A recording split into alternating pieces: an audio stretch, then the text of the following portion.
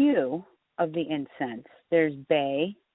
Bay uses a small amount for purification, protection, healing, to sharpen your psychic powers. It is a very, very good herb.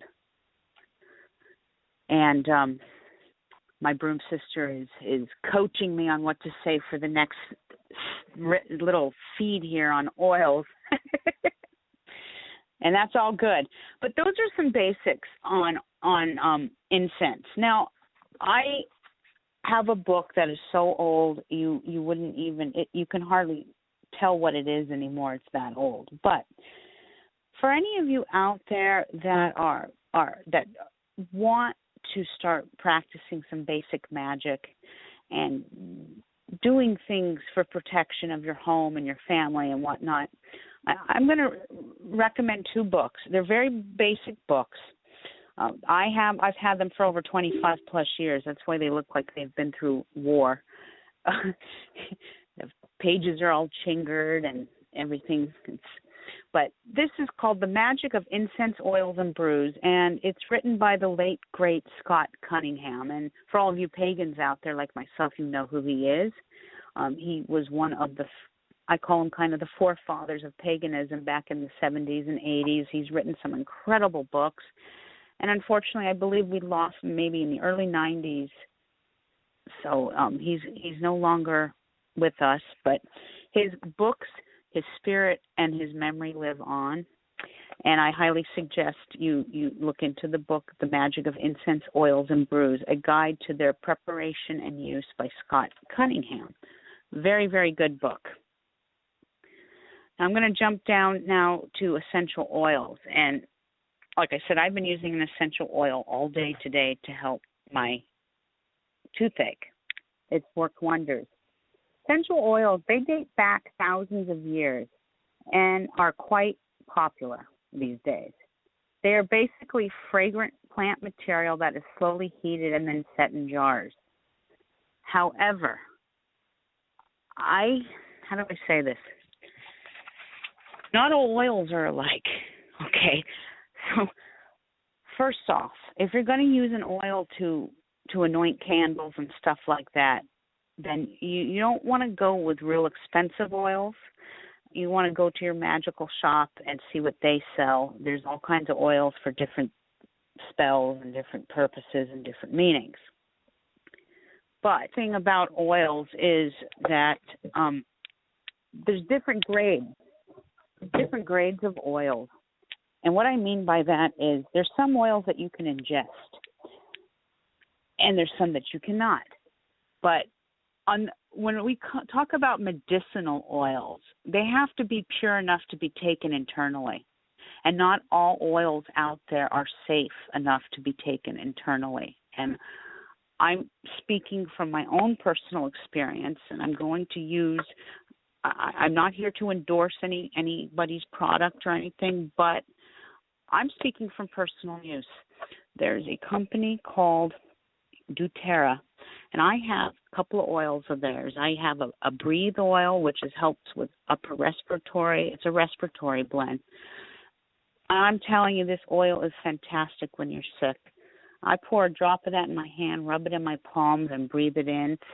You know, I just sniff it. Then I rub it on my forehead and the back of my neck, so I get all of those healing properties on my body. It's great when you have congestion, when you're sick. My kids swear by that.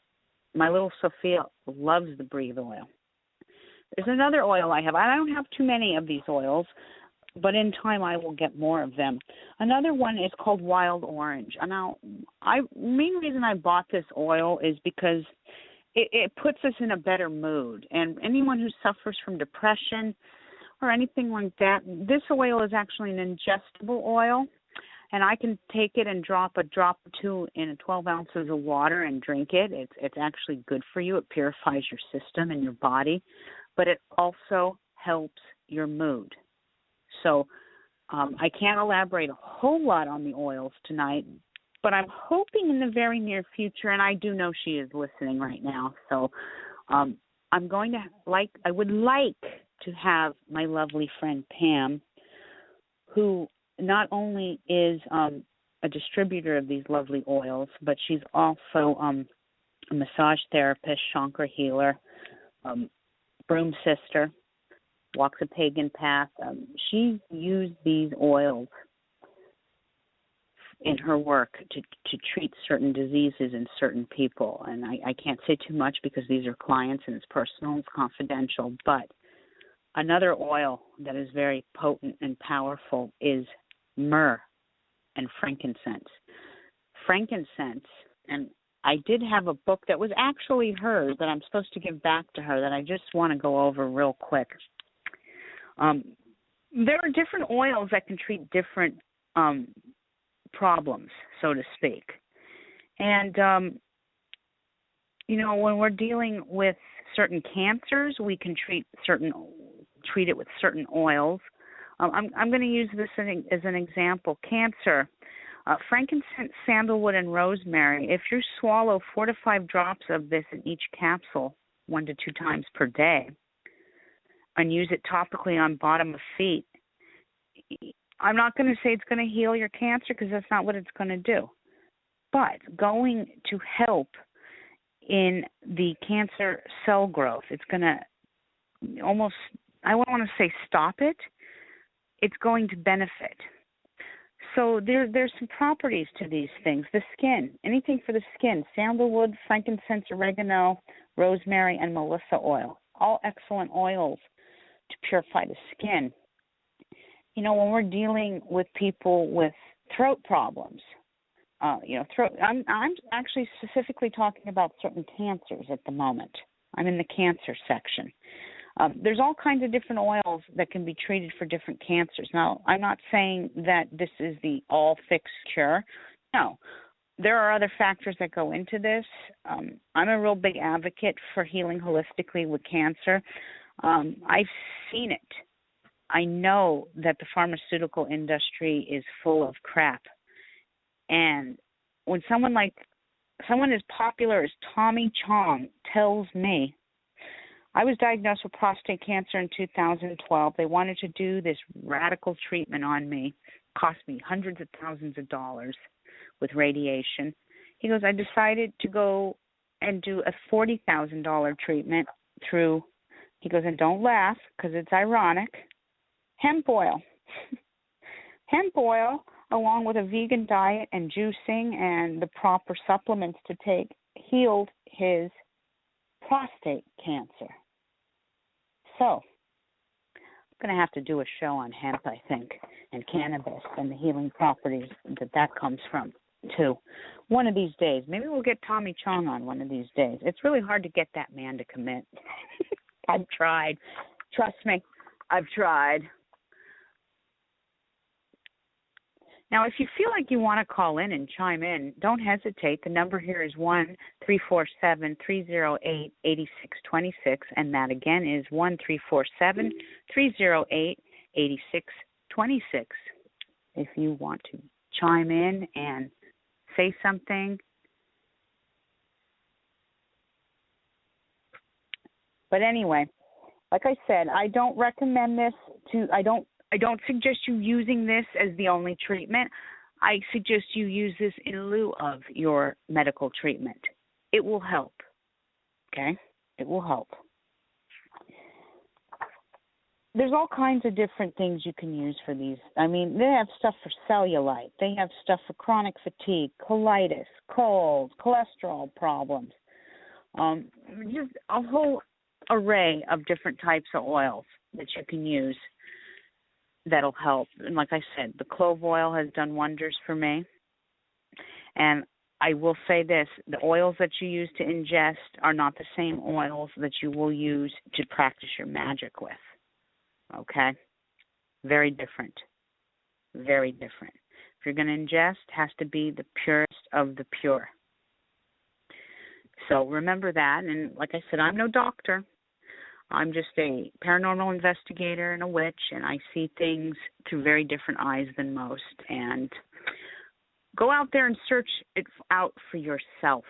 How about that? You find what works for you. All right, I'm at the last 15 minutes of my show, so I want to go over a little bit about candle magic. like I said, if you really thought I was going to break out my book of shadows, think again. No. How to manipulate candles for the purpose desired. Now, I have always recommended this for beginners, and I even do this with my own child who wants to practice magic. Start simple, okay? Sometimes the most simplest of acts are the most potent of acts. And I say that from years of experience. You know, I've been practicing this for, God, since I was 16 years old. So I say this from experience. So I always recommend that beginners start off slowly and work their way up. In time, you will get the hang of this. But I like 7-knob candles or wishing candles. And they come in a variety of colors, white, black, red, green, etc.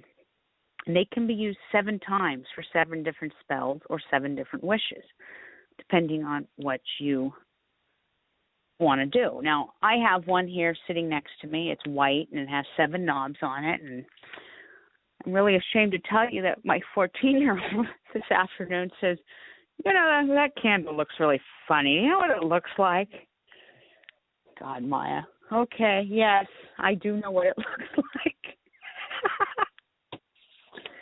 For those of you who don't know what a 7-knob candle looks like, well, it kind of looks like a penis, okay? There, I said it. Anyway, it's not. So it's used, each knob is used for a certain spell and wish. But out of the mind of a 15-year-old, what can I say? I always anoint my candles with the appropriate oil, and I highly suggest you do it too. It will make your spells and your magic more powerful and more potent. For example, and I'm going to give you some examples here, for protection, you would use, you know, a white knob candle anointed with probably some frankincense or some myrrh, and there's other oils you can use as well. Those are just kind of my go-to oils. Now, a cinnamon oil is good for attracting money, as is a pine oil. I use a green candle or a green 7-knob candle if you're going to do anything where you're attracting money.